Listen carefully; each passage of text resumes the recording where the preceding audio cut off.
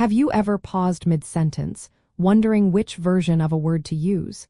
It is a common moment of hesitation that many of us experience when writing or even speaking.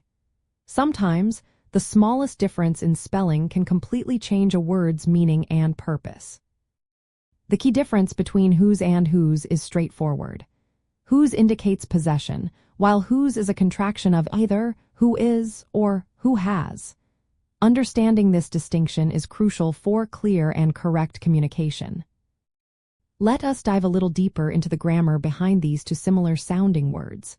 Whose functions as a possessive pronoun or a possessive determiner. This means it shows ownership or association, similar to how his or hers would. For example, if you ask, "Whose book is this?" you are inquiring about the owner of the book. It is about belonging. On the other hand, whose is always a contraction.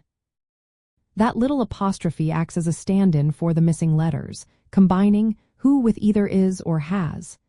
It is essentially a shortcut, just like it's for it is or therefore they are. To easily tell them apart, try a simple substitution test.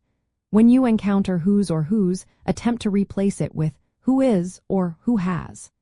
If either of those phrases makes sense in the sentence, then whose with the apostrophe is the correct choice. If neither phrase fits, and you are trying to show possession or ownership, then whose without the apostrophe is what you need. This little trick works every time and can quickly resolve any uncertainty. This distinction, though subtle, is a cornerstone of precise language. Grammatically, whose is a genitive form, meaning it indicates origin or possession. It even has roots in Old English, where it served the same possessive function. Imagine trying to read a legal document or an important report where these two are constantly swapped. It would create widespread confusion and undermine the clarity of the message. Mastering these tiny nuances is what elevates good writing to great writing. So, by remembering that whose means, who is, or who has, and whose indicates possession, you gain a powerful tool for clarity.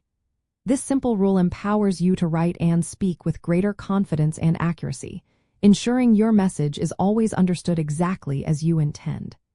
You will avoid common pitfalls and impress others with your linguistic precision, making your communication much more effective.